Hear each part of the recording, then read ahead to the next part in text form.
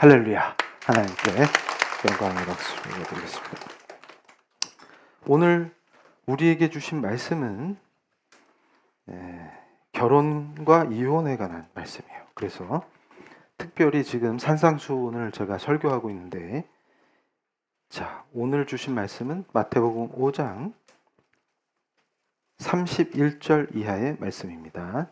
31절과 32절 제가 봉독하겠습니다. 또 일러스되 누구든지 아내를 버리려거든 이혼 증서를 줄 것이라 하였으나 나는 너희에게 이르노니 누구든지 음행한 이유 없이 아내를 버리면 이는 그로 간음하게 함이요 또 누구든지 버림받은 여자에게 장가드는 자도 간음함이니라. 아멘. 자, 마태복음 5장뿐만 아니라 19장에 이제 제가 강해 설교를 하면서 깊이 예수께서 친히 말씀하신 이 말씀의 의미를 대언할 텐데, 중요한 원리가 있습니다. 뭐냐면 지금 우리가 마태복음 5장부터 7장까지 산상수훈을 제가 체계적으로 천천히 설교하는 이유가 있어요. 뭐냐면 예수께서는 6가지 안티테제를 던지십니다. 무슨 말이냐면 기존에 너희가 성경을 해석함에 있어서 구전되어 온 성경 해석을 들어왔지만 나는 그게 잘못됐다라고 여기고 그 법을 입법한 입법자로서, 창조주로서 너희에게 그 뜻을 전하노라 하는 취지예요. 그러니까 지금 우리가 계속 말씀을 묵상하면서 특별히 산상수훈은 하나님의 백성에게, 특히 하나님 나라의 시민권자들에게 주시는 특별한 말씀이다, 이렇게 선포를 했습니다. 그런데 지금 5장 31절로 32절의 간단한 말씀만 봐도 무슨 뜻이냐면 여기서 누구든지 아내를 버리려거든 이라고 표현했어요. 이혼 증서를 줄 것이라. 이게 신명기 24장에 이혼에 관한 규정이 있습니다. 말씀에. 그러니까 이혼 증서를 줘서 이혼을 해야지 라고 너희들이 주장하겠지만 나는 이것이 구전된 율법이 잘못됐다는 걸 너희에게 선포하노니 예수께서 친히 말씀하시기를 누구든지 음행한 이유 없이 아내를 버리면, 이렇게 말씀하십니다. 그러니까 이게 무슨 말이냐면 예수님이 신명기에 이 율법을 주신 의미가 바로 음행한 이유가 있을 경우 이혼 가능하다라고 하는 것을 한 번 더 말씀해 주시는 거예요. 이게 무슨 뜻이냐? 그러면 이따가 마태복음 19장에서 이제 바리새인들이 예수 그리스도를 시험하면서 결혼에 대해서 질문합니다. 이혼에 대해서. 그럴 때 다시 말씀하시면서 그 의미를 더 명확하게 하신단 말이에요. 그럴 때 어리석은 자들이 기독교인은 절대로 어떤 경우에서도 이혼해서는 안 된다, 이렇게 가르치는 근거가 뭐요? 그러면 마태복음 5장과 19장을 근거로 들더라. 그래서 제가 그리스도인이 되기 전에도 이해가 안 가서 이게 뭔 역사냐. 그래서 오늘 우리 사랑하는 성도님들은, 제가 용산 시절에도 한번 이 설교를 했단 말이죠. 여기서 한 단계 더 깊이 들어갑니다. 그래서 기억나시죠? 했더니 아무도 반응이 없어서 새롭게 다시 이제 정리를 해드릴게요. PPT 보여주시면 이제 말씀을 깊이 들어갑니다. 이게 무슨 말이냐면 구약에 이미 이혼 규정이 있어요. 이게 무슨 말이냐면 구약의 율법에도 이혼할 수가 있는데 어떻게 성경은 이혼은 절대 안 돼를 가르치시냐. 이게 말이 되느냐. 그러면 이걸 또 제가 선포하면 그럴 거라고. 이정훈 목사님은 이혼 막 하라고 권하시더라. 제가 권했어요? 아니면 성경을 지금 말씀을 선포하는 거예요? 그러니까 제발 이 그리스도인들은 성경이 뭐라고 가르치시냐, 거기에 집중해야 돼요. 그 누가복음 뒤에 나오는 내가복음에 꽂히면 안 됩니다. 그 뒤에 없어요, 내가복음. 근데 다들 지가 내가복음을 하나씩 편찬해 갖고 들고 다니니까 하여튼 미치겠다. 그래서 지금 구약에는 뭐가 나오냐면 신명기 24장 1절로 4절의 말씀이 저 규정이에요. 혼인과 이혼에 관한 규정인데 저기서 되게 중요한 용어가 있어요. 뭐냐면 에르밧 다바르입니다. 그러니까 이 시대의 모든 혼란은 제가 그 16세기 종교개혁 상황을 많이 드리죠. 그러니까 지금 이 우리나라에서 문제가 뭐냐 그럴 때 맨날 종교개혁 타령은 하는데 제가 종교개혁 타령의 또 기수죠. 그런데 도대체 뭘 개혁하는 건데 그게 지금 속이 터진다 그 말이에요. 그럼 맨날 한다는 얘기가 뭐 제가 얼마 전에도 어떤 영국 기자하고 뭐 한국 관련해서 인터뷰하면서 얘기를 하는데 재밌다 그거예요. 맨날 뭐 폼 잡으면서 로마 캐톨릭이 부패를 해서 막 그 얘기하는 거예요. 부패는 점심 때 먹으면 되고 그 부패가 아니라 그러면 제가 거꾸로 묻는 거예요. 그 양반도 제 얘기에 동의했는데 자 그러면 부패 안 한 데가 어디 있어요? 기독교 역사를 다 통틀어봐. 부패 안 한 데 찾아봐. 없어요. 그럼 지금 우리 개신교는 부패 안 했어요? 먹는 부패 말고 부패 안 했어요? 자신할 수 있어요?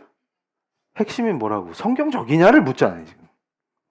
그럼 어차피 성경적이지 않으면 여기나 거기나 저기나 거기는 그래도 역사와 전통이라도 있지.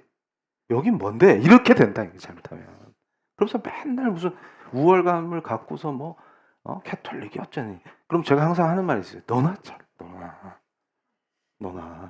남의 그 종교 가지고 뭐라 할 시간에 너나 성경적인지 확인하라고. 그게 무슨 얘기냐면 그때 개혁의 핵심은 라틴어를 못 본다고요. 사제들이 성경을 독점했는데 16세기쯤 되면 이게 엉망진창이 돼갖고 사제들 수준이 확 떨어지니까 옛날 같지 않더라. 황금기, 중세 황금기 때 사제들 같지가 않고 라틴어도 못하는 애들이 사제 서품을 받고 사제로 설치니까 지역마다 무슨 일이 벌어져요? 아니 그 사제 역할은 해야 될 거 아니에요. 신부님 노릇은 해야 되겠는데 성경을 모르니까 사람들 많놓고 그냥 미신 푸닥거리 한 거예요. 그럼 오히려 성도들은 좋지. 왜냐면 미신을 좋아하게 돼 있어요, 이게. 원리가. 제가 아까 오전에도 설교했잖아요. 인간이 죄된 존재라 미신을 좋아하게 돼 있다고. 그래서 제가 뭐라 그랬어요? 제가 강단에서 귀신 타령하면 금방 10,000명 된다고. 왜냐하면 우리 한반도가 무속이 강력한 동네라 무속하면 막 바글바글 할겨. 이게. 그래서 지금 뭐 교회인지 무속인지 구분 안 되잖아요. 그래놓고 무슨 개혁 타령이야. 그러면 뭐예요? 지금 그 미사 안 드리고 무속질 하면 그게 개혁이에요? 그게 아니다 그 말이에요. 그러니까 이 시대의 비극이 어디 있냐? 그러면 똑같은 16세기랑 성경을 가르칠 능력이 없는데 무슨 목회를 해요? 그래서 생긴 문제다. 우리 목사님 또 왜 필 받고 있냐? 그래서 우리 사랑하는 성도님들은 이 목회의 출발은 어디 있어요? 무조건 성경으로. 성경이 뭐라고 가르치시냐? 이게 무지하게 중요하다. 그래서 지금 저 용어를 어떻게 해석하느냐가 굉장히 중요한 거예요. 그러니까 지금 예수님이 화가 나셔서 이 악한 것들을 탁 치시면서 얘기하신 게 뭐냐면 예수님 오실 당시를 제2성전기라고 한단 말이에요.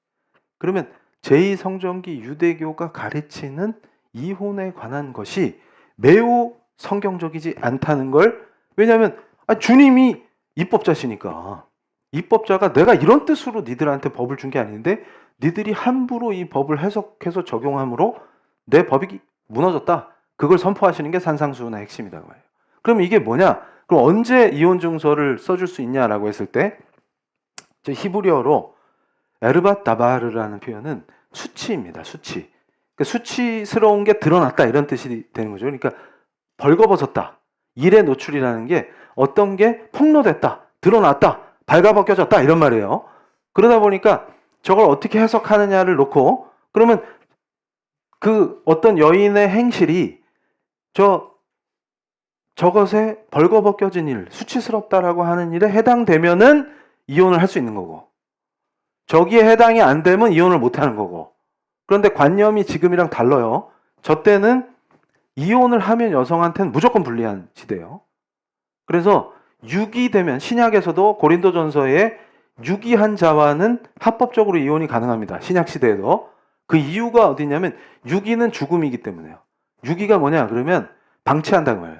그러니까 혼인 생활에 의무를 다하지 않고 남편이 집에 안 들어온다든지 근데 이자가 어디 갔는지 모르겠어. 행병불명이 된 건지 안 들어와. 그것도 6이고. 그 다음에 먹을 걸 갖다 줘야 되는데 먹을 게 없어. 그러니까 이 당시에는 여성이 독립적 경제 생활을 할 수 없는 시대이기 때문에 유기해버리면 죽는 거예요. 그러니까 그럴 때는 혼인이 깨진다 그 말이에요. 그러니까 혼인이 언약이기 때문에 하나님과의 언약의 의미가 있어요. 그렇기 때문에 이걸 신성시하고 지켜야 되는데 유기되면 깨진다 그 말이에요. 이게 그러니까 무슨 말이냐면 성경은 굉장히 법적인 거기 때문에 법을 이해하면 그게 이해가 되는 거예요. 그러니까 결국 우리가 오전에도 배우는 십계명도 뭐예요? 하나님이 주신 법이잖아요. 그러니까 여기서 뭘 얘기하는 거냐면 다음 페이지. 그러다 보니까 이게 애매모호한 거예요. 그런데 구약의 율법에는 간음을 저지르면 사형시키는 조항이 있어요. 레위기와 신명기에. 그러니까 어떤 학자들은 이걸 해석하면서 에르밧 다바르는 간음보다는 덜 심각한데 남편이 불쾌하게 여길 만한 부정한 행위를 의미하는 거 아니겠느냐 이렇게 해석한다고 말해요. 그러니까 지금 이 예수님 오신 당시에 싸움이 어디냐면 이혼 증서를 써줘라 라고 하는 그 율법을 해석할 때 이 에르밧 다바르를 넓게 해석하냐 좁게 해석하느냐의 문제예요. 그러면 좁게 해석할수록 여자들한테 유리한 거고 넓힐수록 이혼해서 딴 살림 차리고 싶은 악한 남자들에게 유리해지는 거예요. 그래서 제가 이 문헌을 검토하다가 되게 웃었는데 어떤 일이 발생한 걸 말하지 않냐. 그래서 이제 어디까지 해석이 가능하냐면 길 가다가 너무 예쁜 여자를 만났어. 그럼 어떤 일이 발생한 거잖아요, 지금. 그러면 근데 집에 갔더니 원래 아내가 나이가 너무 들었어. 그러면 어떤 일이 발생한 거잖아요, 지금. 그러니까 이혼 증서 써줘. 여기까지 갔더라고. 그러니까 예수님이 진노를 하신 약한 것들아 이러면서 그 맥락을 모르고 뭐라 그러는 거예요, 지금? 절대로 이혼하면 안 돼. 이거 부르르 떠는 거예요. 그래서 제가 이혼하라 그랬어요? 그러니까 뭐냐면 다음 페이지. 근데 여기서 중요한 게 뭐냐? 사형과 관련된 얘기예요. 이걸 조금 이따 제가 깊이 풀어드릴 건데. 자, 그래서 유대 학파 중에 율법을 해석할 때 샴마이 학파가 가졌던 입장이 보수적 입장이에요. 이게 뭔 뜻이냐면, 자, 에르밧 다바르를 해석할 때 성적 음행과 연결해서만 요걸 해석해야지 더 넓은 의미로 확장시키지 마라가 샴마이 학파라고 해요. 그러면 예수님은 샴마이 학파를 지지해 주신 거냐? 이런 설도 있어요. 근데 그건 아니다. 그럼 주님이 강조하신 이 율법의 핵심이 어디냐를 이제 우리가 배우게 됩니다. 자, 다음 페이지. 그런데 여기서 힐렐 학파는 뭐냐면 이걸 확장시키는 거예요. 그래서 부정한 일과 어떤 일, 다바르를 무한대로 늘리는 거예요. 그래서 남편은 음식을 태우거나 짜게 만드는 것도 이혼할 수 있는 거예요. 왜냐하면 짜게 만들어서 부정한 일을 저지른 거예요, 지금. 음식이 짜니까. 그리고 지나가다가 제일 황당한 판례가 뭐냐면 지나가다가 예쁜 여자를 발견해서 이제 어떤 일이 벌어진 거예요, 지금. 그러니까 이건 예측할 수 있는 일이 아니지 않냐? 그러니까 이혼 증서를 써줘라. 그러니까 써준다, 이게. 힐렐 애들이. 기가 막힌다. 그래서 여기서 어떻게 되는 거예요? 극단적으로 제가 써놨네, 이걸. 찾아. 남편이 더 아름다운 여자를 발견했다는 이유만으로도 이혼할 수 있다고 가르치는 상황에 이르렀어요. 이걸 예수님이 진노하신 거다. 자, 다음 페이지. 그래서 여기서 중요한 게 있어요. 그래서 역사학자 중에 필러와 요세푸스의 기록을 통해서 이 시대를 볼 때 1세기에 힐렐 학파가 어떤 이유로든 이혼, 이게 이제 지배적이었다. 그러니까 다바르를 확장 해석해서 남자들 유리하게 법을 적용하면서 이혼 증서를 남발했다 그 말이에요. 이 상태에서 바리새인들이 예수를 시험하기 위해서 사람이 어떤 이유로든 아내를 버리는 것이 합당하냐 이렇게 질문했다 이거예요. 예수님을 테스트하기 위해서. 그런데 여기서 중요한 원리가 자, 간음한 자는 돌로 쳐라. 그래서 투석형 얘기를 했었어요. 그래서 제가 그때 이제 인권 관련해서 제가 인권법도 강의했던 교수기 때문에 설명할 때 그런 얘기를 했습니다. 그 보편적 인권, 이게 굉장히 기독교 문화에서 출발한 거예요. 그러니까 어떤 종교적 특수성이나 문화적 특수성이 아니라 인간이면 인정할 수밖에 없는 인권이 보편적 인권인데 이게 기독교 문화권에서 출발한 인권의식이에요. 그러니까 우리 지역의 종교는 그렇게 안 하는데 이런 거 필요 없다. 네가 인간이면 이걸 받아들여. 이게 누구 스타일? 우리 하나님 스타일. 그래서 모두를 믿지 않는 자들한테까지도 복을 주시는 분이 하나님이시다. 그래서 이게 무슨 말이냐면, 자, 이란계 기자가 있었어요. 프랑스에서 일하는. 그러니까 이란 계통인데 프랑스인이에요. 프랑스 국적을 가진 기자가 그 취재를 하려고 이란에 갔다가 뭔 일을 보냐면 여성이 투석형을 당하는 거예요. 투석형이 뭐냐면 땅을 파갖고 거기다가 이 하체를 묻어요. 그러면 상체는 노출되지, 땅 위에.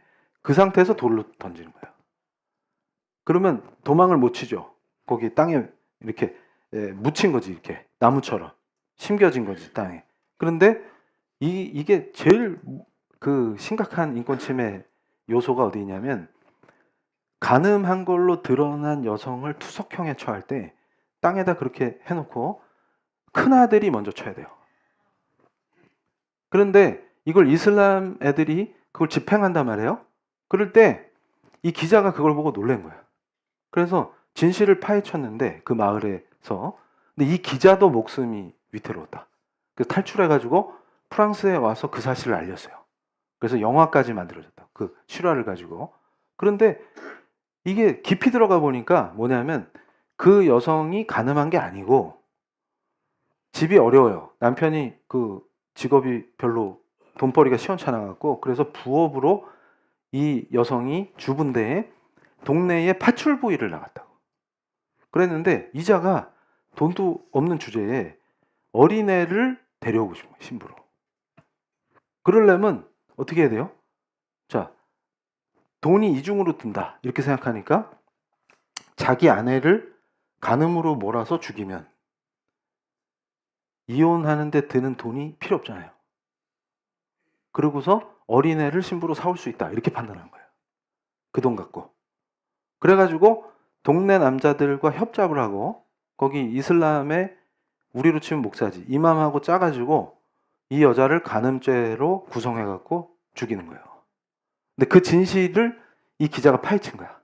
그러니까 절대 간음한 적이 없고 그냥 열심히 성실히 가정을 위해서 파출부도 나가고 열심히 살았던 한 여성을 그 악한 것들이 마을에서 그렇게 하더라 이거예요. 그런데 제가 이 성경을 깊이 연구하면서 충격을 받은 게, 자, 레위기와 신명기는 간음한 여성을 사형시키라고 규정돼 있는데 실제 율법을 운영함에 있어서, 그러면 제가 의문을 가졌던 게 뭐냐면 저것을 다바르로 해서 이혼 증서를 써주면 여자가 죽을 필요가 없죠.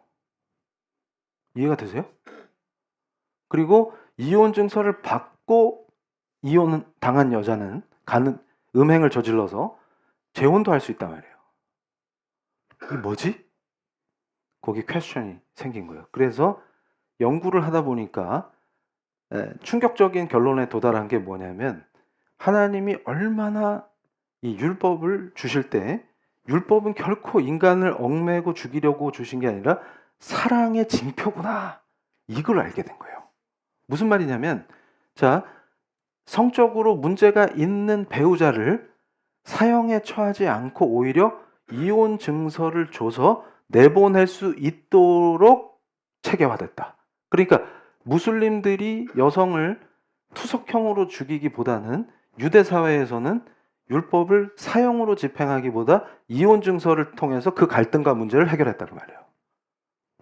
그러면 이것이 개혁주의, 그러니까 개혁 신학의 관점에서 해석할 때 구약을, 그러니까 다시 말해서 성적인 문제가 발생했을 때 돌로 쳐 죽이는 게 아니라 이혼 증서를 써줘서 그 문제를 해결해서 그 여자도 살리고 이 남자도 살리는 방식을 법으로 정하신 하나님의 뜻이 신약 시대나 개혁 신학의 관점에서 그렇게 해석하는 것이 맞느냐를 검토했을 때 문제가 없다 그 말이에요. 그러니까 이 율법의 조항 중에서 이것은 반드시 죽여라의 의미보다는 하나님께서 강력하게 가증히 여기시는 것들을 열거하셨다고 말해요. 금지의 의미로. 그런데 자, 여기서 보세요. 여기서 마태복음 19장 3절로 확 돌아가야 됩니다. 자, 우리가 마태복음 19장 3절을 보시겠습니다. 바리새인들이 예수께 나와 그를 시험하여 이르되 사람이 어떤 이유가 있으면 그 아내를 버리는 것이 옳으니까. 이러니까 예수께서 대답하여 이르시되 사람을 지으시니가 본래 그들을 남자와 여자로 지으시고 말씀하시기를 그러므로 사람이 그 부모를 떠나서 아내에게 합하여 그들이 한 몸이 될지니라 하신 것을 읽지 못하였느냐. 그런즉 이제 둘이 아니요 한 몸이 그러므로 하나님이 짝지어 주신 것을 사람이 나누지 못할지니라 하시니 여짜오되 그러면 어찌하여 모세는 이혼 증서를 주어서 버리라 명하였나이까. 예수께서 이르시되 모세가 너희 마음의 완악함 때문에 아내 버림을 허락하였거니와 본래는 그렇지 아니하니라. 내가 너희에게 말하노니 누구든지 음행한 이유 외에 아내를 버리고 다른 데 장가드는 자는 간음함이니라. 이렇게 말씀하셨다고. 그러니까 여기서도 중요한 그 조건이 뭐예요? 음행한 이유 외에 이거예요. 요게 깊이 들어가야 됩니다. 무슨 말이냐면 모세가 너희 마음의 완악함 때문에 아내 버림을 허락하였지만 하나님이 짝지어 주신 것을 사람이 나누지 못할지니라. 그러니까 어리석은 이게 성경을 해석할지도 모르고 아니 그래서 제가 이거를 강의할 때마다 고민했던 게 뭐냐면 아니 법학을 전공을 안 했어도 교양 과목은 들을 거 아닙니까? 들을 거 아닙니까? 아니 그러면 이거 성경을 가르치려고 마음 먹었으면 좀 더 깊이 있게 공부를 해야 되지 않겠어요? 함부로 성도들한테 떠들면 안 되고. 근데 여기서 아니 하나님이 짝지어 준 걸 인간이 나누지 못할 것이니라 이렇게 말씀하셨으니까 죽어도 절대로 반드시 이러면은 진짜 죽어요 사람이. 그래서 제가 전에도 한번 지나가면서 말씀드렸지만 이 설교를 준비하면서도 이게 얼마나 인간의 죄성과 완악함이 극단으로 가느냐 이러면 제가 이거를 신구약을 관통하도록 말씀을 깊이 연구하게 된 계기가 있었단 말이에요. 이게 뭐냐면 도대체 성경적인 게 한 개도 없는데 성경적으로 가르쳐야 되는데 엉망진창으로 가르치는데 이거는 뭔 짓이냐 할 때 제가 한번 말씀드렸죠. 자, 유형적 교회에는 악한 것들이 침투를 합니다. 실제로. 이게 주님 다시 오실 때까지 그건 우리가 말씀으로 더 참된 하나님의 사람들을 세워감으로 그거를 지켜내는 거예요. 교회를.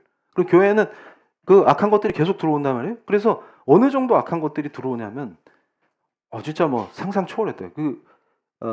장기 밀매하는 자까지도 들어와요. 그래서 그 유명한 교회요. 거기에 청년으로 들어와가지고 너무 봉사도 잘하고 그래서 제가 이거는 우리끼리 얘기인데 너무 지나치게 열심히 하면 퀘스천이 생깁니다. 그러면 또 우리 성도님들 시험 들어가지고 우리 목사님 앞에서 열심히 하지 말아야지. 그게 아니라 열심히 하는데 제가 말하는 건 너무 지나치게 이러면 그러니까 이 청년이 너무 지나치게 열심히 하는 거예요. 그러니까 어떻게 근데 이 청년의 그 목표는 어디 있었냐면 자매를 만나서 결혼을 하겠다 이거예요. 그런데 너무 봉사를 하니까 그 순진한 자매들한테 그래서 제가 체크리스트를 줍니다. 나중에 보여드릴게요. 그러니까 너무 열심히 한다고 또 이런 자매들이 있어. 저 청년 믿음의 청년 이런다고. 제가 믿음의 청년인지 스파이로 침투한 청년인지를 어떻게 아냐고. 그런데 자매가 순진하니까 그것도 속아요. 그리고 그런 자매들이 잘 속는 어떤 또 패턴이 있어. 근데 오늘 설교에 그게 들어가면 위험하니까 다음으로 미루고 기대하셔도 좋아요. 그래서 순진한 자매들을 어떻게 속이는가 이 자들이. 그런데 얘는 뭐 하여튼 열심히 하니까 자매가 좋아가지고 근데 이런 애들이 또 되게 뭐랄까 그 타고난 뭐가 있어요. 사기성. 그래서 자매의 마음을 흔들어 놔. 그러니까 묵뚝뚝한 형제는 뭐 잘 못해. 근데 얘는 꼭 이렇게 뭐 어떻게 하다가 스킨십을 살짝 한다든지 어머야 이러면서 그러면서 이렇게 했는데 뭐 갑자기 꽃이 딱 나온다든지 이런 놈들은 또 마술도 배워요. 그래서 교회에서 마술하는 놈은 무조건 아웃입니다. 그래서 자매를 설득하기 위해서 마술을 연마한다. 이놈은 예수의 제자가 아니라는 뜻이에요. 그러니까 마술도 하고 이러니까 자매가 그냥 넘어갔다. 그래서 결혼을 했는데 그때부터 생지옥이 된 거예요. 알코올 중독, 성 중독, 도박 중독. 그래서 제가 그랬죠. 그 모 교회에 있어도 서울에 거기서 7년인가를 찬양팀을 섬긴 그 형제 있어요. 그자가 중독이란 중독은 다 갖고서 애를 셋 낳을 때까지 자매를 학대해가지고 그랬더니 그 교회 가르침이 뭔지 알아요? 40일간 새벽 기도 안 빠지면 남편이 돌아온다. 그래가지고 제가 그 얘기를 듣고 어이가 없어서 아니 신학이 보수적이라고 하는 칼빈에서 시작된 거 아니에요? 칼빈도 뭐라 그랬어요? 그 개혁 시대에 남편이 캐톨릭이란 말이에요. 로마 캐톨릭이라 그 개혁을 따르는 아내를 그렇게 학대하고 괴롭히는 거예요. 칼빈이 둘을 갈라놨다고. 피신시켰다고 여성을. 칼빈도 그러할진데 거기다 대고 이거 한술 더 떠. 여기는 그 장기 매매 걔는 어떻게 알려졌냐면 경찰이 수배를 하니까 그 어디 사라졌는데 집에 안 들어와. 그러니까 이 자매는 집에 안 들어오니까 행복한 거예요 지금. 그런데 알고 보니까 경찰이 찾아와서 물어보니까 얘가 인터폴에도 적색 수배 당하네요. 그런 놈이 교회에 침투해서 그렇게 하니까 기가 찰리지. 근데 알코올 중독이니까 그거 상상처럼 폭력 이런 게. 그러면은 여기서 고린도전서에도 유기에 이르면 합법적으로 이혼할 수 있다라고 하는 그 유기 중에 그게 포함되어 있다고. 그러니까 감당할 수 없는 폭력을 저지르는데 거기서 하나님이 짝지어 주셨으니 인간이 가르지 못할지어다. 이게 뭔 말이요?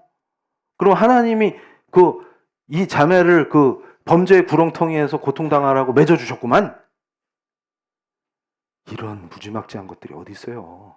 그래서 제가 그 자매를 직접 만났어요. 그래서 어떤 아주 훌륭한 목사님이 있었어요. 그 알코올 중독자들을 돌보는 목사님이었는데 이 목사님이 이 자매를 보호하면서 그 이혼 지원을 해주는 거예요. 지금 연약하고 힘드니까 지금 어떻게 할 방법이 없잖아요. 근데 인터폴이 적색 수배한 놈이랑 계속 혼인 관계를 유지하면 남편이잖아요. 지금 이걸 정리해야 되니까 그걸 돕고 있었어요. 그런데 저한테 그 목사님이 오히려 되게 미안한 표정을 지면서 내가 이혼을 지지하는 건 아닌데 자매부터 살려야 되잖아요, 교수님 이러는 거예요. 그래서 내가 목사님 성경 몰라? 그거 뭔데 또? 그랬더니 아니 목사님 잘하고 있는데 왜 또 나한테 미안해서 그래? 그랬더니 목사가 어떻게 이혼을 시키라 그래요. 그래서 근데 목사가 어떻게 성경을 몰라요? 내가 그랬다고. 근데 진짜 미쳐버린다고. 그래서 그때부터 내가 그걸 깊이 팠어요. 그랬더니 온갖 개소리가 그냥 그래서 A씨도 하면 안 되는데 개소리는 욕 아닙니다. 도그가 사운드를 낸 거니까 이거 자연의 소리라고 보면 됩니다. 그래가지고 이게 도대체 어떻게 된 거냐. 미쳐 돌아가는 한쪽에서는 또 40일 새벽 기도를 하면 남편이 걔가 안 돌아오면 이 자매한테 좋은 건데 뭘 또 돌아와 또 그걸 시킨다고 하는 자매나.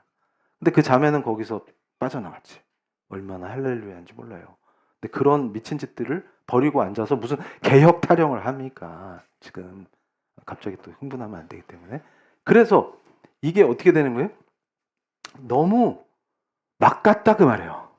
그래서 힐렐 학파처럼 하니까 이게 관행처럼 이게 샴마이 학파가 관행이 안 되고 왜 이것들이 주류가 됐을까? 생각해 보세요. 좋잖아. 그러니까 무슨 말이냐면 죄성을 충족시켜 주니까 이렇게 간 거예요. 그걸 우리 주 예수 그리스도께서 강하게 질책하셨다. 약한 것들아 이렇게. 그러면 주님이 가르친 걸 이제 본격적으로 배웁니다. 자, 다음 페이지. 그러면 주님 뭐라고 하시냐 했을 때 혼인은 창조 질서다. 무슨 말이냐면 자, 모세를 통해서 법을 선포하기 전에 이미 하나님이 친히 모든 법이 구약의 법이 하나님이 친히 제정하신 게 맞는데 그 중에서도 특별히 창조 질서로 하나님이 제정하신 것이 혼인이에요. 그러니까 결혼을 우습게 알면 큰일 납니다. 그건 하나님이 친히 창조 질서를 선포하신 거기 때문에 그래서 규범을 주셨는데 태초부터 하나님이 아담과 이브를 창조하시고 그들이 한 몸이 될지니라라고 선포하신 거기 때문에 이것은 단순한 육체적 결합만을 의미하지 않습니다. 다음 페이지. 그래서 뭐냐? 언약적, 커버넌털. 이게 무지하게 중요해요. 하나님은 언약의 하나님이시기 때문에 아브라함의 언약을 제가 강조하죠. 그게 은혜 언약이라는 그 말과 성경에 오류가 없다라고 하는 그 믿음이 어떻게 연결되냐? 이걸 이제 교리 시간에 배운단 말이에요. 그런데 그 언약이 뭐냐면 하나님이 짝지어 주셨다라고 하는 이 표현은 결혼이 인간의 계약이 아니다. 그러니까 이게 컨트랙트 이러면 뭔가 부동산 계약하듯이 좀 추잡하고 뭔가 삿되고 이렇게 느껴지는데 하나님 앞에서의 언약임을 너희가 명심하라. 이게 하나님이 가르치신 거예요. 그래서 소중히 다뤄야 합니다. 그런데 why? 다음 페이지. 뭐가 중요한 거냐면 제가 규범을 생각할 때 명령과 금지, 허용이 있다 그랬죠. 근데 자, 명령하신 건 반드시 해야 되고 의무가 부여되는 거예요, 우리한테. 그래서 하나님이 명령하신 거 외에 우리가 의무감을 느낄 필요가 있어요, 없어요? 그리고 하나님이 금지하신 거 외에는 다 해도 된다, 자유롭다. 그런데 결혼에 한해서는 이걸 뭐라고 부르냐면 죄를 관리한다 이렇게 표현해요. 그러니까 자, 지금 우리가 이해해야 되는 것이 창세기 3장 이후에 타락 이후에 하나님이 세상을 통치하신다. 그렇죠? 그 이전과 이후가 다르다는 걸 아셔야 돼요. 타락 전에는 뭐만 있었어요? 그 과실을 먹지 마라. 생명나무의 과실을 먹지 마라. 그것만 금지 규범이었다고. 그 외에는 다 허용되는 거예요. 그러니까 아담과 하와는 나 잡아봐라 하면서 에덴 동산에서 그냥 행복하면 됐어. 근데 왜 그걸 처먹냐고. 여기서 이제 문제가 생겼다고. 그러니까 무슨 얘기냐면 타락 이후에는 주님 다시 오실 때까지 죄를 관리하는 차원에서의 허용이 있습니다. 이건 하나님께서 규범을 정하실 때 아예 해도 된다라고 한 거랑 다른 차원이에요. 죄를 관리하는 차원에서의 허용이 뭐예요? 왜냐하면 너무나 악하기 때문에. 이게 무슨 뜻이냐면 자, 마음의 완악함 때문에 하나님의 뜻에 대한 완고한 저항과 불순종. 그러니까 인간이 악하기 때문에 죄된 인간이 하나님을 대적하는 수준이 너무나 강렬해서 그 범죄자 보세요. 그 무시무시한 범죄자가 그런 식으로 자매를 속여서 혼인을 했기 때문에 그걸 그대로 둔다면 이 자매를 죽이는 꼴이 되는 거죠. 이건 살인이나 마찬가지예요. 그런데 그렇게 악한 자가 실제로 있습니까? 그럼 있다고. 근데 그런 애가 지발로 와서 교회에 등록합니까? 그럼 등록한다고. 그걸 어떻게 막을까요? 그래서 저 여기 뭐 검색대 있죠? 그래서 지나가면 띵 소리가 나? 그런 거 없기 때문에 지발로 와서 착한 척하면서 등록하면 제가 그걸 어떻게 알아요? 바울도 못 알아보는데 사도도. 그 바울 괴롭히면 바울이 그걸 알았으면 진작에 막았지. 자는 나를 괴롭힐 것 같은데? 이러면 바울이 넌 우리 교회 오지 마 이랬을 거 아니에요. 근데 바울이 놔뒀다는 거는 몰랐다는 얘기잖아. 바울도 모르는 걸 제가 어떻게 알아요? 그러니까 그걸 어쩌냐고. 다른 목사님도 마찬가지라고. 그 들어와갖고 침투해 있는데 그걸 어떻게 알아? 그러니까 어떻게 돼? 이걸 관리해야 된다. 그러니까 이걸 sin management라고 해요. 칼빈이 쓴 말이에요. 우리는 죄를 관리해야 합니다. 그렇기 때문에 관리 차원에서의 허용을 이해해야 된다. 다음 페이지. 그래서 이게 뭐예요? 이혼 규정은 죄악된 인간이 하나님의 창조 질서를 지키지 못하기 때문에 당연히 악을 행하고 사람을 죽이기 때문에 이것을 죄의 관리로 표현한다. 그래서 죄로 오염된 세상에서 여성을 보호하기 위한 법적 관리가 성경에서는 신구약을 관통하는 가르침이었다고 해요. 근데 지금은 이제 여성의 사회적 지위가 높아지니까 이제 남녀를 구분할 필요 없이 죄를 관리해야 돼. 그 간음하는 여성 수가 엄청 늘어나고. 그러니까 지금 주님 오실 때가 됐다 그 말이에요. 우리는 기쁘다. 안 기뻐요? 주님 오실 때가 됐다. 그러니까 막 가는 거지. 고대 사회는 이 남자들만 잡으면 됐어. 죄의 관리가. 칼빈 때까지도. 근데 이제는 양자가 다 마찬가지다. 이러니까 뭐예요? 할렐루야. 곧 주님 오신다. 이제. 이거예요. 지금 그런데 잘 보세요. 다음 페이지. 그래서 혼합 결혼과 유기 이게 무슨 말이냐면 고린도전서의 말씀이에요. 불신자 배우자가 신자를 유기하는 경우. 그래서 바울이 형제나 자매나 매이지 아니하니라. 끝내라 그 말이에요. 그래서 이것은 불신자의 고의적이고 치유 불가능한 유기가 결혼 언약을, 이거 하나님 앞에서의 커버넌트지만 죄를 관리하는 차원에서 허용된 이혼이 정당한 근거가 된다 그 말이에요. 그래서 바울은 신자가 이혼을 주도해서는 안 되고 오히려 불신 배우자의 구원을 위해 노력해야 하지만 유기할 때는 이혼할 수 있다 이겁니다. 그러면 자, 제가 간단하게 신약 성경이 가르치는 유기를 설명해 드릴게요. 자, 어떨 때 유기로 성경이 가르치냐, 신약이 물리적으로 집을 떠났어요. 그러니까 이거는 행방불명이 아니라 가출인데 집에 안 들어와. 근데 거기서 뭐 나는 이걸 지킬게요 이러지 않아도 된다고 말해요. 너도 가. 걔는 갔어 이미. 그거고, 두 번째는 경제적 정서적으로 배우자에게 아무런 책임을 지지 않는다. 그러니까 무슨 말이냐면 숨만 쉬고 있다 그 말이에요. 그럼 넌 뭐니? 이렇게 묻는 거예요 지금. 그리고 정서적으로, 그러니까 무슨 말이냐면 돈 안 가져온다고 이혼하면 안 돼요. 그 말이 아니에요. 그러니까 정서적으로 이미 부부가 아니다. 그러니까 유기 상태다. 그냥 끝났다 이거는 그 말이에요. 그리고 일방적으로 연락을 끊고 동거, 수발 그러면서 전혀 이게 그 애정으로서의, 사랑으로서의 관계가 이미 아니다. 이럴 때 고의적으로 지속적으로 돌이킬 수 없는 행동으로 들어갔다. 그래서 지금 예를 들어서 쌀이 떨어져서 한 3일을 굶었어요. 그런데 아무 관심이 없다. 그럼 죽으라는 얘기잖아요 지금. 그런 문제예요. 그리고 병이 나서 누워있는데 전혀 돌봐주지 않는다. 그건 유기해서 죽이겠다는 뜻이에요. 이럴 때는 구조를 해야 된다 그 말이에요. 그래서 웨스트민스터 신앙고백 24장 6절이 이 유기를 규정함으로 어떻게 된 거예요? 우리 개혁주의 안에서는 이혼의 근거로 정당한 사유가 될 수 있다. 유기가. 그 말이에요. 그래서 배우자를 완전히 내팽개쳐서 회복 불가능한 이 상태도 포함이 된다. 그러니까 두 가지다. 예수 그리스도께서 친히 말씀하신 것은 음행이다. 그 말이에요. 그래서 더 깊이 들어갑니다. 자, 여기서 왜 일로 와 있지? 다음 페이지. 그래서 자, 구약에서의 이 이혼 증서가 이 간음에 대해서 우리가 생각하는 거예요. 그래서 남편이 아내를 살해하거나 유기하는 것을 방지합니다. 그러니까 이때는 여성이 거의 소유물처럼 여겨졌기 때문에 유대법이 아니면 실제로 여성들을 죽여도 됐단 말이에요. 그러니까 이게 엄청난 무시무시한 거예요. 그러니까 유기한다는 말은 이게 생각해 보세요. 저 지역이 사막 지역이잖아요. 그러면 자, 이슬람 세계다. 그러면 가다가 그 광야 같은 데다가 여자를 떨궈 놓고 지 혼자 낙타 타고 집에 와. 그러면 이 여자 죽는 거예요, 그냥. 그리고 네 와이프 어디 갔어? 몰라요. 어디 가서 안 들어와요. 이러면 어떻게 돼? 그냥 그렇게 되는 거예요, 그냥. 이런 시대다 그 말이에요. 그러니까 하나님의 율법이 얼마나 사람을 소중히 여기는지를 느끼셔야 된다는 거예요. 그런데 함부로 이혼할 수도 없어요. 유대에서는. 이게 느껴져야 돼요. 그러니까 이스라엘 외의 지역의 법과 하나님이 주신 법을 비교할 때 차원이 달라요.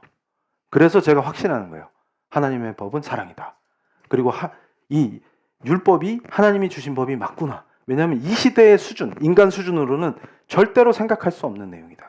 그래서 자, 다시 보여주시면, 그래서 고대 근동사회에서 여성은 경제적으로 아주 취약했기 때문에 법적 보호 없이 유기되면 그냥 죽는 거예요. 그래서 성매매자로 전락하지 않는 한 생존이 불가능하게 됩니다. 그래서 다음 페이지. 그래서 이혼 증서는 법적 절차를 요구할 때 이혼을 성급하고 충동적인 이혼을 막는 거예요. 그러니까 잘 보세요. 자, 유대법대로 하려면 증인도 데려가야 되고, 그래서 결국은 이 증서를 누가 써줘야 되냐면 제사장이나 레위인이 문서를 작성해 줘야 돼요. 그리고 집창금 제도가 있으면 아내가 결혼할 때 지참금 가져온 걸 돌려줘야 돼요. 그러니까 어떻게 돼요? 이 악한 자들이, 나쁜 형제들이 나쁜 마음을 먹었다가 그 과정을 거치는 과정에서 그냥 하지 말자. 이렇게 되는 거예요. 그런데 이스라엘을 벗어나면 이런 보호가 없다. 여성에게. 그래서 다음 페이지. 그러니까 자, 그런데 그 이혼 증서에 뭐가 포함된 거예요? 재혼할 수 있다는 걸 명시해 줍니다. 이게 왜 그러냐면 이혼 증서가 없는데 결혼하면 간음이다 이렇게 선포하거든요. 율법이. 그 이유가 있어요. 명확하게 혼인관계가 끝나야만 재혼할 수가 있습니다. 그래서 제가 처음 그 결혼과 이혼에 관련해서 설교할 때 재결합을 금지하신다 이 말을 또 잘못 알아듣고 이혼을 했는데 재결합을 금지시킨대 이렇게 또 저한테 물어보고 그러면 안 돼요. 그 우리 초청 강사님이 자꾸 질문해서 담임 목사를 귀찮게 하라. 그건 그분 얘기지 제 얘기가 아닙니다. 그래서 자, 그러니까 무슨 얘기냐면 잘 보세요. 한 번 이혼을 했어. 그럼 하나님이 이혼을 좋아해요, 안 좋아해요? 안 좋아하시지. 그런데 이혼을 했어. 그러고서 재혼을 했단 말이에요. 그런데 재혼을 또 깨고 원래로 돌아가려고 그러면 그건 하나님을 모욕하는 거다 이렇게 표현하거든요. 성경에서 하나님을 업신 여기는 거예요. 그래서 금지하시는 거예요. 오히려 더 나빠요. 이건 이혼보다. 그렇게 설교를 했더니 또 재결합이 안 되나요? 재결합이 안 된다는 게 아니라 재혼을 안 했으면 재결합 하셔요. 그게 신약에 나온다고. 이해되세요? 무슨 말인지? 그런데 이미 재혼을 했단 말이에요. 그러면 원래 그분하고 재결합하려면 지금 이분하고 끝내야 되잖아. 그게 전제된 거 아니에요? 그거는 하나님을 아주 우습게 여기는 거다. 그 말이에요. 그 얘기는 신중하지 않게 함부로 깼다는 거예요. 하나님 앞에서의 약속을. 그러니까 하나님이 훨씬 가증히 여기시는 거예요. 그러니까 이혼도 신중해야 되지만 이미 했어. 어쩔 수 없이. 그런데 재혼을 했단 말이에요. 그걸 또 깨고 원래로 돌아가는 이게 이상하지 않아요? 상식적으로 그걸 금지하신다.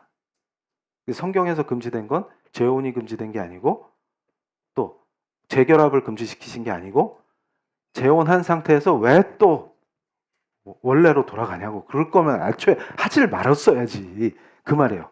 하나님과의 언약을 아주 우습게 여겨선 안 된다. 그래서 여기서 보세요. 자, 여기서 중요한 표현이 있어요. 포르네이아스입니다. 저게 뭐냐면 포르노라는 말이 저기서 나온 거예요. 그러니까 예수께서 음행한 이유 없이 그러니까 구약의 규정을 한 번 더 정리해 주신 거예요. 무슨 말이냐면 자, 포르네이아는 간음보다 넓은 개념이에요.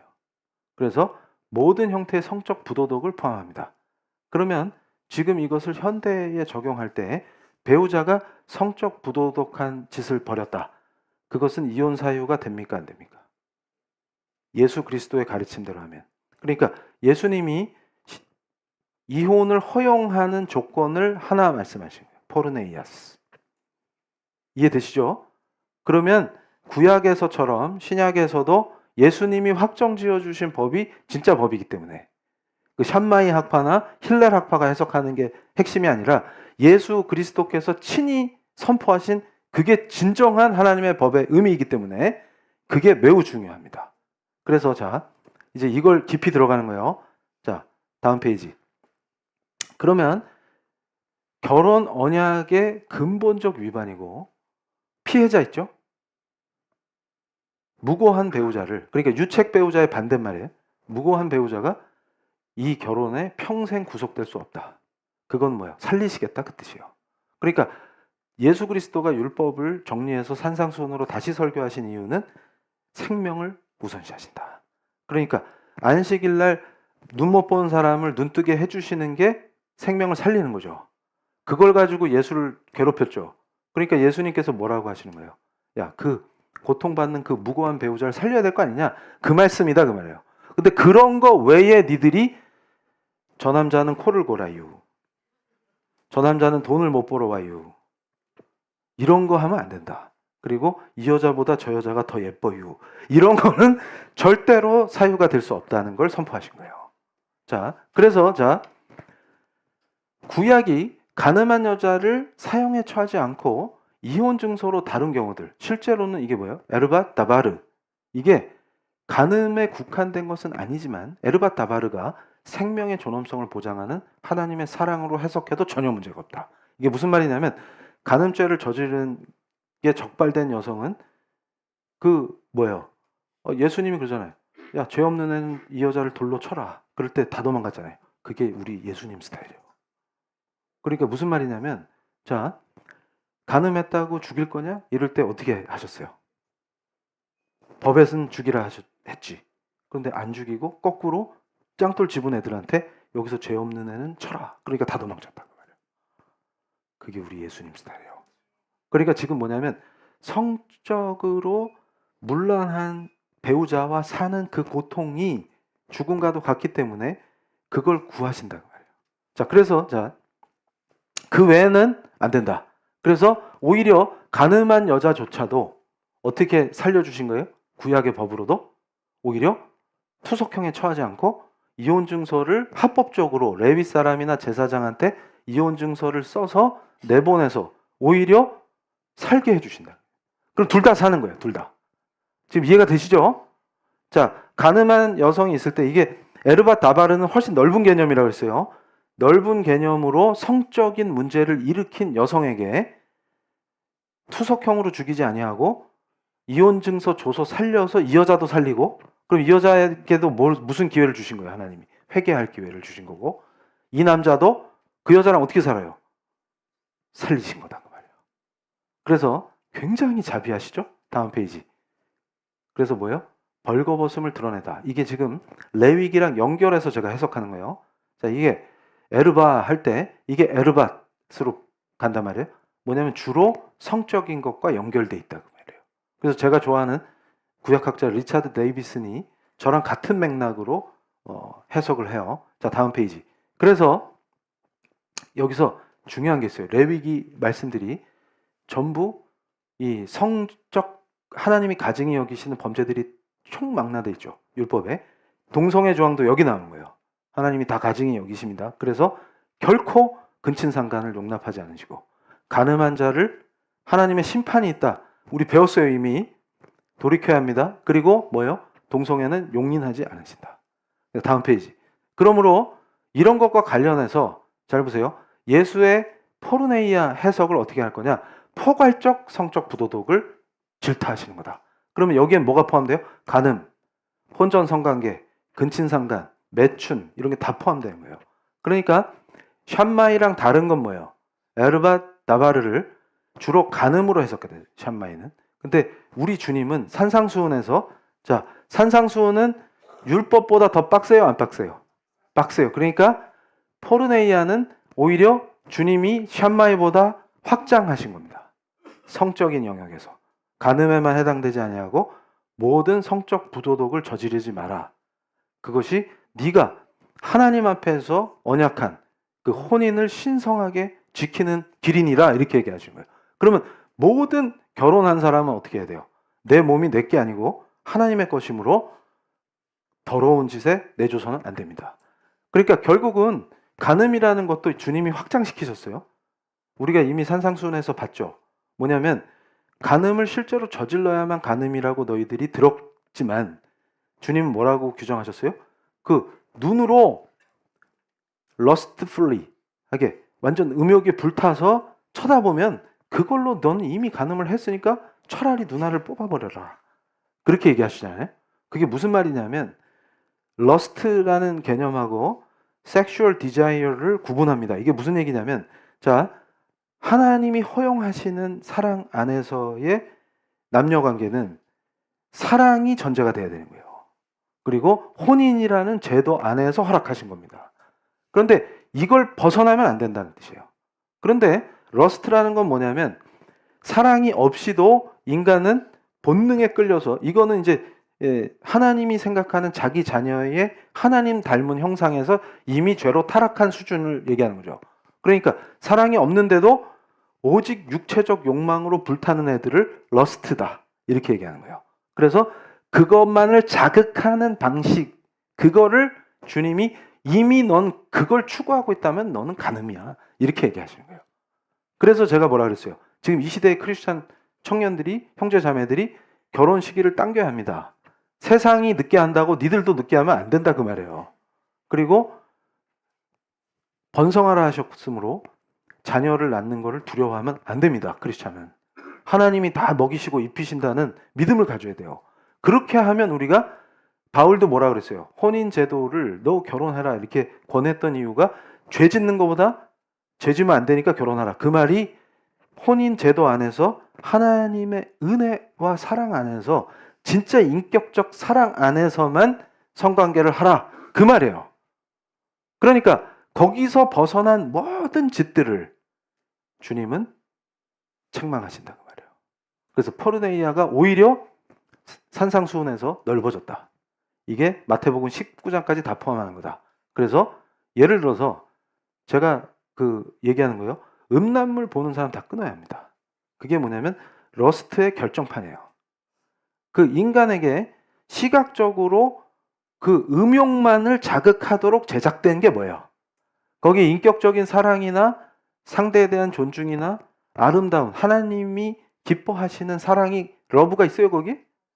그냥 동물적으로 굉장히 감각적으로 인간마다 취향이 있단 말이에요. 그거를 극대화시키고 강화시켜서 상대방을 대상화시키기 때문에 그걸 하나님이 굉장히 싫어하시고 예수 그리스도가 친히 산상수훈에서 그걸 할 바에는 차라리 누나를 뽑아버려라 그렇게 얘기하신 게 그 말씀이다 그 말이에요. 그러니까 우리 그리스도인들은 항상 창조 질서 안에서 하나님이 약속하신 그대로 하나님 앞에서의 언약으로 혼인을 신성하게 받아들이고 그 가운데에서 죄를 관리한다는 차원에서 두 가지입니다. 성적 부도덕과 유기가 신구약을 관통하는 이혼의 근거가 될 수 있다. 그리고 그걸 통해서 양자를 다 살리신다. 근데 이것은 지금 신약 시대에 여성의 지위와 경제적 상황이 향상됐으므로 남녀 모두에게 적용 가능하다. 그 말이에요. 그러니까 예를 들어서 성적 부도덕이 발견됐다는 그 상황만으로 그럼 무조건 이혼? 이게 왜 안 돼요? 예수께서 말씀하신 게 성적 부도덕을 발견하는 즉시 이혼하라 이런 명령이죠. 명령하셨어요? 명령하셨어요? 그럼 뭐예요? 예외적으로 허용 가능하다 그 말이에요. 근데 그 허용도 일반적인 주님이 법을 주실 때 이것은 금지요, 이것은 명령이요, 이것은 허용된다라는 차원이 아니라 죄를 관리하기 위한 아담의 타락 이후에 죄된 인간들을 다스리시기 위한 예외적 법이다. 이렇게 인식하셔야 된다고 말해요. 그러니까 이혼은 절대 어떤 상황에서도 크리스찬은 해서는 안 된다가 아니라 생명을 살리는 길일 때 제가 이미 설명했어요. 강력한 범죄자나 중독이 심각해서 도저히 생명이 유지가 되지 않을 때 그리고 심각한 폭력으로 학대당할 때 등등등 그리고 성적 부도덕이 항상 수반됩니다. 제가 볼 때 이게 뭐예요? 항상 어떤 중독 문제에서 성적 부도덕은 같이 간다. 이럴 때 예외적으로 이것은 죄를 관리한다는 차원에서 하나님께서 허용하신다. 그래서 우리가 쉽게 이혼해서는 안 되겠지만 그런 부분이 하나님의 은혜로 열려 있고 그랬을 때 우리가 기억해야 될 건 뭐예요? 하나님의 법은 너무나 우리를 사랑하심으로 사랑의 징표로 주신 것이다. 그러면 어떻게 돼요? 이혼도 신중해야 되겠지만 재혼도 신중해야 하며 재혼을 깰 때는 더 신중해야 되겠죠. 그것을 우리가 항상 하나님의 사람들이라면 말씀 앞에서 또 하나님의 통치 앞에서 신중하고 하나님을 두려워하고 하나님과의 언약을 굉장히 중시하며 살아야 한다는 것을 오늘 배웠습니다. 그리스도의 사람들은 경박하지 아니하며 경망되게 행동하지 않습니다. 그래서 자 이제 우리가 기도할 때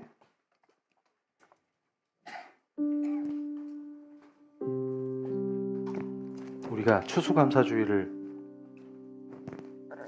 이 거룩한 공예배를 지키면서 한 번 더 우리가 이 공예배의 기도 속에서 하나님의 사랑을 더 느끼고 그 사랑에 감사를 드립니다. 우리 사랑하는 성도님들, 제가 이 자리에서 하나님의 종이, 주의 종이, 그리스도의 종이 선포합니다. 이전 것은 지나갔으니 우리 성도들은 완전히 그리스도의 새 것이 되었노라. 더 크게 아멘 하십시오. 새 것이 되었노라. 이제 과거가 우리 성도들을 붙들지 못합니다. 과거의 그 어떤 내 삶의 기억이나 경험들이 나를 좌지우지할 수 없음을 믿습니다. 이제 오직 우리를 다스리시는 것은 우리의 왕 되신 예수 그리스도요, 그 예수 그리스도는 하나님의 말씀인 줄로 믿습니다. 우리가 이제 그 어떤 것도 하나님 말씀에 순종하지 아니하며 하나님 말씀 앞에 떨며 순종할 것을 이 자리에서 우리가 거룩한 하나님의 은혜 속에서 추수감사절을 감사함으로 결단하길 원합니다. 이제 우리 성도들을 주관했던 악한 것들, 잘못된 교훈들, 거짓 교사들의 잘못된 가르침, 다른 복음, 이 모든 것이 완전히 소멸되게 하실 줄로 믿습니다. 거룩하신 머리 대신 그리스도의 몸 된 피의 교회를 세워주시고 그 안에서 성도 되게 하신 그 은혜를 우리가 한 번 더 깊은 감사로 하나님께 기도드리기를 원합니다. 주님, 우리 사랑하는 성도들을 그 어떤 과거의 일로 정죄받는 일이 없게 하여 주시옵소서. 이제 우리 성도들이 당당하게 선포하시기를 권면합니다. 이제 그 어떤 악한 것이 우리 성도의 과거의 상처를 들추고 과거의 경험을 들춰내서 괴롭히고 정죄하고자 할 때 정죄하는 것은 사단인 줄로 우리가 이미 말씀을 통해 배웠습니다. 감히 예수가 구원하신 우리를 그 누구도 고소고발할 수 없습니다. 정죄할 수 없음을 믿습니다. 이제 우리가 해야 할 것은 이제 앞으로 새 것이 된 우리가 하나님 앞에서 거룩한 삶을 살며 그리스도를 닮는 성화의 길이지 과거에 내가 어땠느냐가 아닌 줄로 믿습니다. 오늘 이 추수감사의 귀한 거룩한 오후의 공예배에서 우리 사랑하는 성도님들이 완전한 자유를 선포하길 원합니다. 성령 충만한 가운데서 이제 완전히 자유케 됨을 선포합니다. 예수 그리스도가 우리를 구하시며 거룩한 보혈로 씻으셔서 새로운 피조물이라 인쳐주신 이 놀라운 은혜와 사랑을 누리길 원합니다. 이제 우리 성도들의 가슴에 주님이 주신 자유의 법으로 자유케 될지어다. 이제 그 어떤 것도 우리 성도들을 주장하며 얽어맬 수 없음을 믿습니다. 주님 부르고 뜨겁게 기도하실 때 과거의 기억과 상처 때문에 그 쓴뿌리로 인하여 우리의 자유를 억압하는 모든 것이 사라지며 이제 자유 속에서 우리가 해야 될 일은 오로지 하나님 아버지를 경배하며 참된 예배자로서 성령의 은혜 속에서 그리스도를 닮아가는 아름다운 성화의 길을 걷고자 결단하는 우리 성도들에게 한없는 사랑과 은혜를 베풀어 주실 줄로 믿습니다. 주님 부르고 기도하실 때 자유를 선포하며 기쁨을 누리시겠습니다. 주님 부르시겠습니다. 주여! 하나님 감사합니다. 십자가의 거룩하신 능력과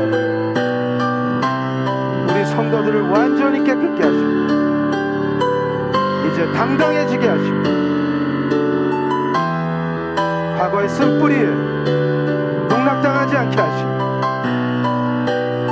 부끄러움과 수치를 느끼지 않게 하시고 거룩하신 보혈로 완전히 씻어주시고 옛것은 모두 지나갔노니 이제 완전히 새로운 피조물이 되었음을 믿습니다. 하나님 안에서 새롭게 된 우리가 더욱더 경건함으로 하나님을 사랑함으로 하나님을 따르게 하시고 하나님 앞에서 두려움에 떨게 하심으로 하나님 감사합니다. 이제 완전히 새롭게 된 우리 성도들을 성령으로 인도하여 주시옵소서. 과거를 돌아보지 아니하게 하시고 주님과 동행하며 나아갈 아름다운 앞으로 걸어나갈 길만 보게 하여 주시옵소서. 하나님, 그 어떤 것도 우리 성도들을 주장하지 못하게 하시고 은혜와 사랑으로만 충만케 하사 우리 성도들을 인도하여 주시옵소서.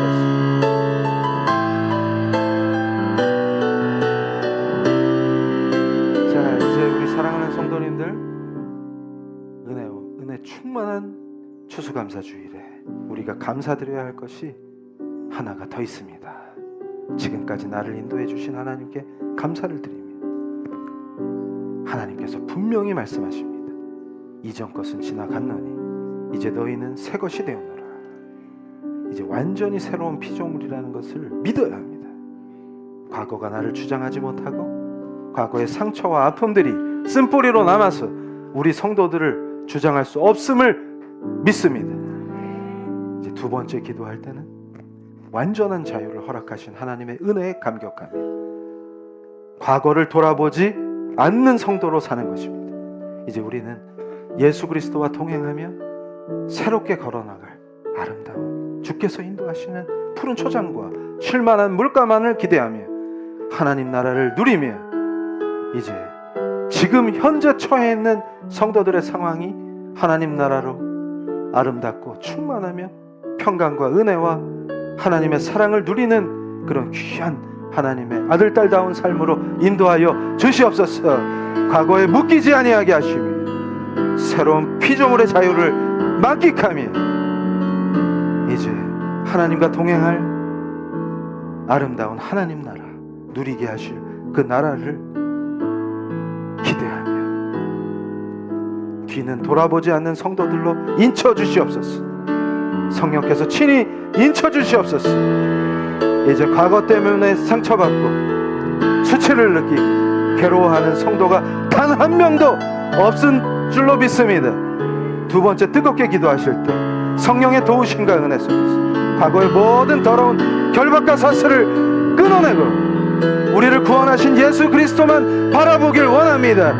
이제 앞으로 경건한 삶으로 지금 우리 성도들이 놓여져 있는 가정과 지금 상황이 온통 은혜와 천국과 같이 하나님 나라를 맛보는 귀한 인생으로 변화시켜 주심에 감사하는 기도를 올려드리겠습니다. 주님 부르시겠습니다.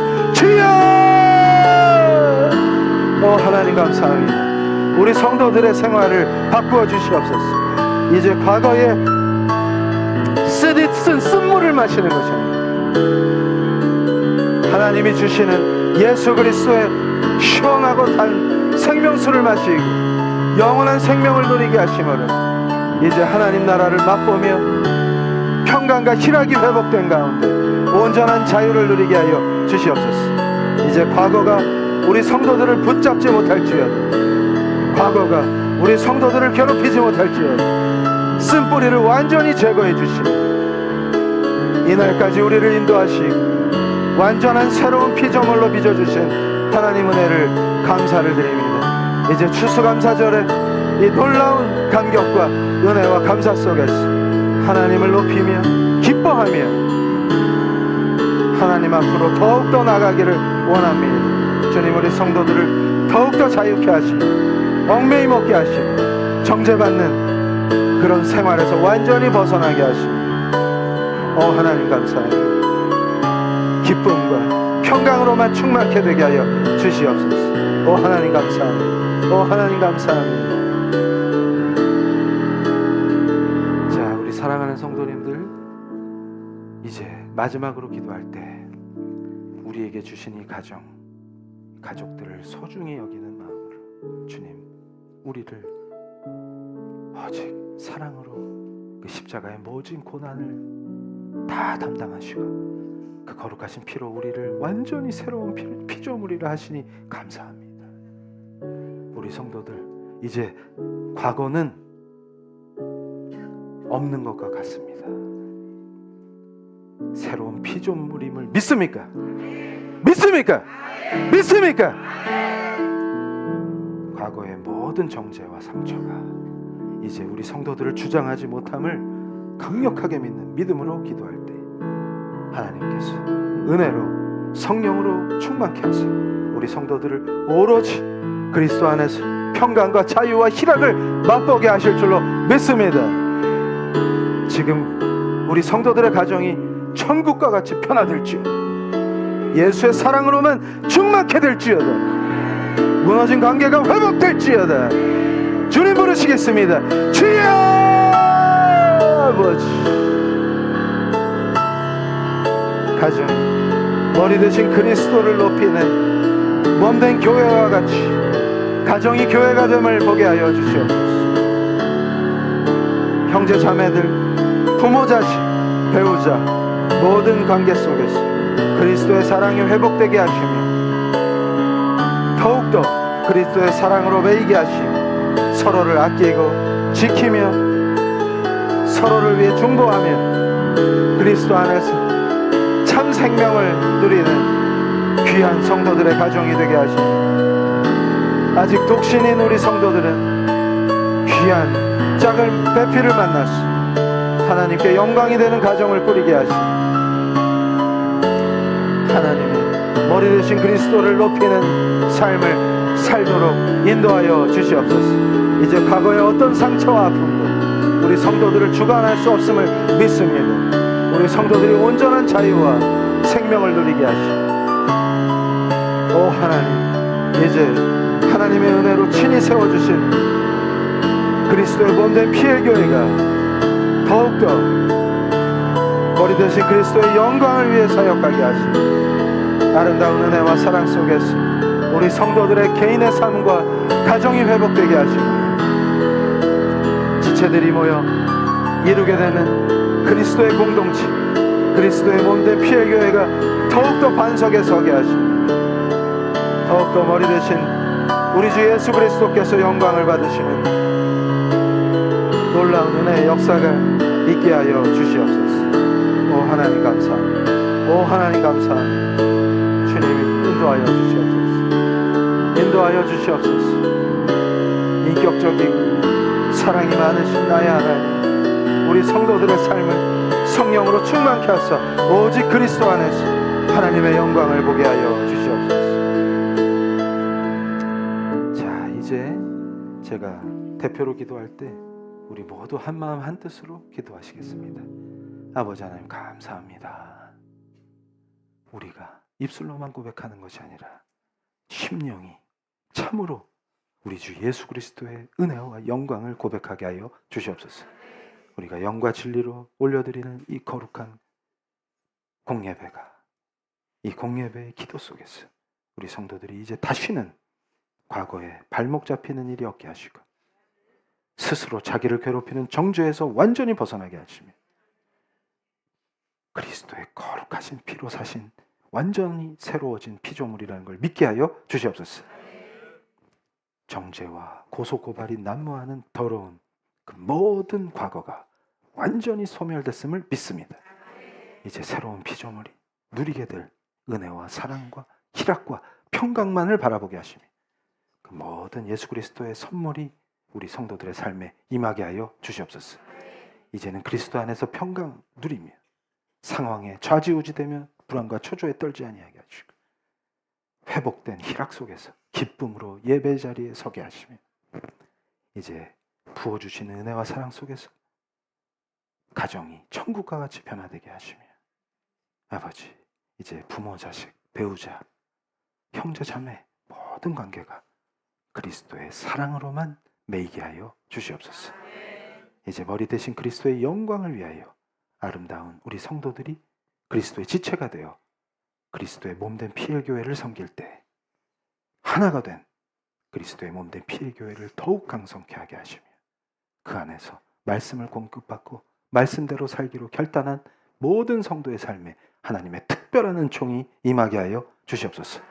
오직 순탄한 길로 인도하사 쉴만한 물가와 아버지 푸른 초장을 늘 체험하게 하시고, 하나님 나라가 무엇인지 맛보게 하시며, 그 가운데서 다시 오실 주님을 기다리며 비엘교회 그 지체로서 담대하고 당당한 은혜의 삶을 누리게 하여 주시옵소서. 추수감사의 기쁨을 누리게 하시니 감사합니다. 이제까지 모든 것이 당연한 것이었고 모두가 하나님의 은혜임을 고백합니다. 주님, 앞으로의 인생도 아버지 인도하시며 지키시며 보호하시며 늘 선한 공급자 되시는 하나님을 일터에서 체험하며 하나님의 영광을 위해 살게 하여 주시옵소서. 예수 그리스도의 이름으로 기도합니다. 아멘. 할렐루야. 자, 봉헌하시겠습니다. 아버지 하나님 감사합니다. 감사로 추수하게 하시고 그 소산을 하나님께 바치게 하시니 감사합니다. 우리의 모든 것, 우리의 생명도 오직 하나님의 것임을 믿습니다.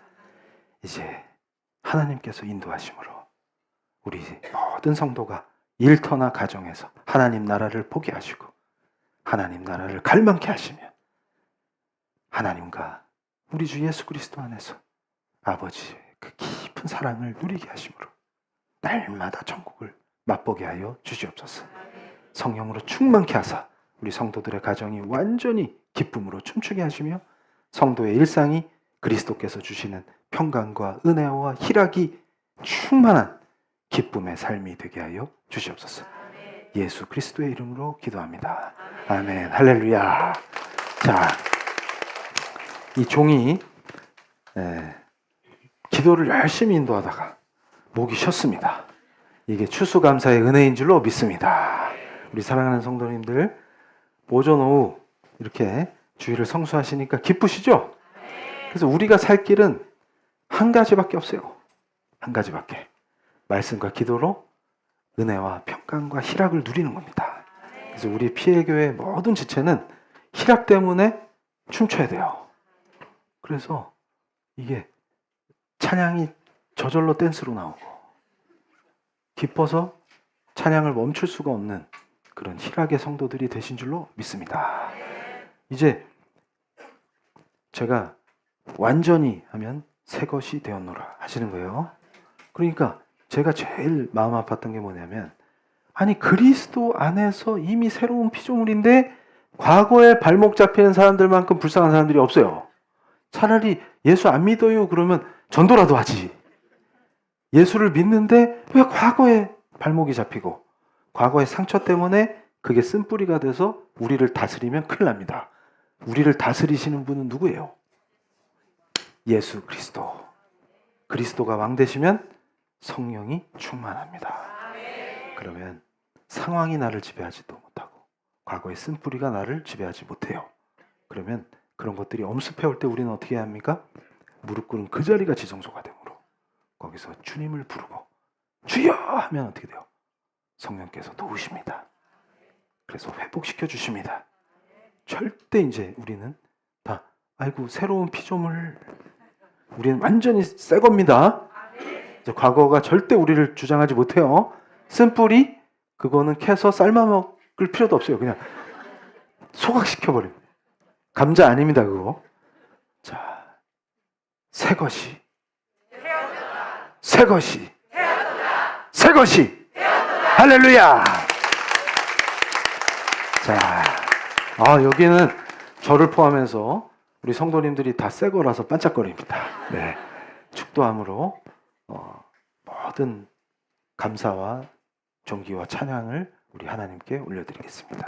지금은 거룩하신 보혈로 우리를 완전한 새로운 피조물로 만들어주신 예수 그리스도의 은혜와 그 하나님의 극진하신 사랑과 성령님의 내주, 교통, 감동, 감화하시며 푸른 초장으로 인도하시는 그 능력이 머리 숙여 기도하는 PL교회 성도들 위해, 온라인 성도들 위해, 그 후손들 위해 지금부터 영원토록 함께 있을지어다.